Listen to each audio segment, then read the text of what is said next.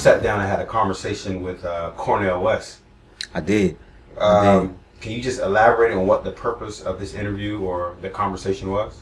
Definitely. I was working on a project called Soundtrack 63. I was commissioned to do a production of protest songs for a premier arts organization in Brooklyn called 651 Arts. And as a part of that particular project, I decided it would be great to enhance the project with opinions, perspective from luminaries. And we were looking for artists, we were looking for activists, we were looking for people who have powerful voices and have influential personalities and have great things to say about historical events as well as contemporary events. Dr. West spoke about President Obama at length. He had some very interesting things to say about President Obama. He also said a lot of important things about the state of people of African descent, the condition of people of African descent in 2013, 50 years after 1963. First, I want to say we just appreciate you doing this interview for Soundtrack 63. As we're doing our best attempt to honor our ancestors and just continuing the tradition we were just speaking about. So I want to take you back to 1963. Yeah. And if my math serves me correctly, I think you were 10 years old. 10 years old, brother. So what do you remember about 1963? Well, I think more than anything else, I remember that I had a chance to hear Brother Martin Luther King Jr. He came to Sacramento, California, Memorial Auditorium, Mom and Dad, my folk from Chen Lo Baptist Church, and so I had a chance to hear him speak, and I just knew that, he was for real, man. I didn't understand everything he was talking about, but he was for real. He was burning on the inside, you know what I mean? He was leading an anti-terrorist movement. Because in 1963, black people had been terrorized, traumatized, and stigmatized for almost 360-some years. And here he decided to look that terror in the face, that institutionalized hatred in the face, and both fight, not be afraid, and on the other hand, stay on the love train and return the hate with hate, not return the vicious treatment with revenge. So he got a moral courage to straighten his back out and not being fearful. Because see, to be terrorized, to be niggerized, to be rendered fearful, intimidated, afraid all the time, walking around with your back humped over. But he was straightening up. But there was a sense that American apartheid and American terrorism against black people was beginning to shake. And the mainstream was beginning to wake up, and possible legislation coming from Congress and the White House. These people have been dehumanized, devalued, demeaned. We got to do something about it. You don't say. We have built the country. Our labor generating the wealth, a precondition for the democracy. But finally they're starting to wake up, you see. So how has growing up during that time period shaped your life and career? Well, it's been fundamental because, I talked to a lot of young brothers and sisters, especially in the studio, great hip-hop culture. And for so many young folk, they didn't grow up around people who was manifesting a love, a courage, a willingness to live and die for something bigger than them. Everywhere I looked in 63, I saw folk coming. Malcolm was still alive. Malcolm never came to Sacto. But it was folk were willing to tell the truth. They were willing to bear witness. They were willing to be tied to something bigger than them. It wasn't just getting over. When you think about the movement in general, the civil rights movement, the Black Power movement, just our struggle for human rights, justice, and equality in this country, what do you think the successes have been to date? Well, I think the major success is trying to flush out the fear.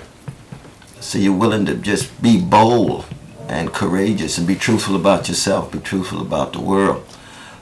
And then secondly, I think it's we've been able to gain access to some more resources, especially our middle classes, our black, precious, priceless poor.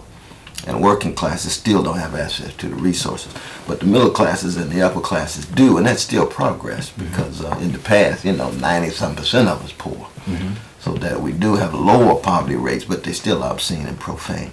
So it's both fronts. Because see, the problem with black people, our problem has always been not enough self-love, too much poverty. So it's a spiritual, psychic issue. Who we are as a people. How do we understand our humanity? And white supremacy, alive but still alive, trying to tell us we less than human, less beautiful, less intelligent, less moral. But then there's the issue of poverty. Housing, education, jobs with a living wage, being able to raise your children without them going to bed with not enough food and so forth and so on, you see. And so we got both fronts. And we measure where we are at every historical moment on both fronts. So, for example, you can overcome the poverty question, be living upper middle class life and hate yourself. You see, well, you're still a spiritual gangster. You just got some cash. Or you can have a tremendous sense of who you are and self-love, but you're still broke financially, so you can't allow your children and your loved ones to eat and live in decent housing and have decent wages. In some ways, you know, you're spiritually mature, but just materially abject. How do you think the movement and the leaders of the movement need to change? What has happened is that our love level has declined. So we don't have leaders who love the people enough. They want to be successful. They want to be on television. They want to be celebrities. They want to be visible. Got too many leaders up for sale. And you can't sustain any movement, let alone an oppressed people's situation, if your leaders are up for sale. You just can't. Where's the outcry? You see our black leaders, they walk around smiling and smoking cigars and glad to be part of the party. And you say, hey, hey. And I don't believe black folk ought to be confined to just black people. I mean, you know, we've always been concerned about everybody. It ought to start with our babies, our mamas, our daddies, our grandmamas, and our granddaddies. If you're concerned about everybody else but can't concern about your own family, something wrong with you. Something wrong. If you're concerned about everybody else, not your own people, something wrong with you. But if you're only concerned about your people and not concerned about everybody else, you got to grow. True indeed. But we need that spirit to come back. It's coming back though. Young folk, they hungry for it. They thirsty for it. With music and with art and culture, what role do you think hip-hop, contemporary hip-hop, has to play in a contemporary movement for black folks? Hip-hop initially had that kind of tremendous, courageous, visionary thrust. Once the corporations saw that, they had to zero in and make as much money as they could. I mean, that's capitalism. You know what I mean? And, you know, white elites been making millions and millions of dollars on black talent, black genius, going back to 19th century minstrels, you see. And so then the battle really became, you know, would the hip-hop artists sell their souls for a mess of pottage? And that's always, you know, it's a tough question, because if they got to survive, how they gonna survive? Some of them will, some of them won't sell their souls, you see. But you see, in the last 40 years, we become so obsessed with being successful, becoming well-adjusted to injustice, and well-adapted to indifference toward the suffering of others, that we become individualistic, and therefore it's just about the individual, not about the community. It's I rather than we. Well, 2013, we're commemorating the 50-year anniversary of 1963 and the Emancipation Proclamation. 150-year anniversary of that. Yeah.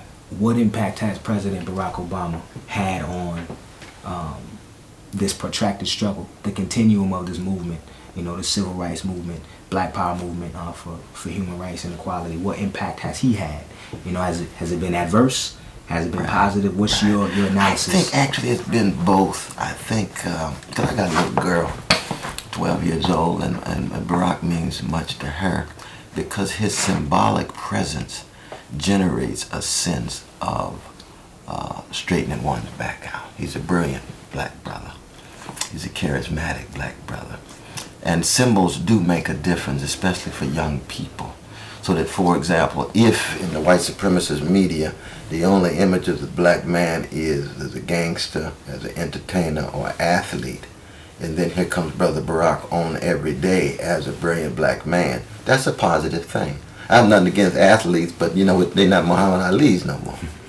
So I have nothing against athletes, but we need other images than just athletes and entertainers. I think the negative side of Barack Obama is that he projects this sense of being a black leader who's never full of righteous indignation given the situation of poor people and black people. So the whole notion of the angry black man has been trashed. But see, if we trash the notion of the angry black man, there's no Garvey, there's no Malcolm, there's no Martin, there's no Philip Randolph, there's no Frederick Douglass, there's no, on the other side of the sisters, no Sojourner Truth, no Harriet Tubman. What's left? Aren't we to be full of anger, holy anger, righteous indignation, and moral outrage given the suffering? If not, something's wrong with us. Well, he projects never being angry, you see, and being preoccupied with moderates and independents, especially white moderates and independents. They're always a point of reference, you see, always a point of reference. So that he come to us, we got 40% of our babies, and tell us to stop whining. I say, I dare you to say that. I beg your pardon. Do you know Bob Marley is the wailers, not the whiners? We're wailing, brother. Don't get it twisted. You're whining when you got 2 yachts and you want 3. You're wailing when your baby's sick and you don't have a doctor.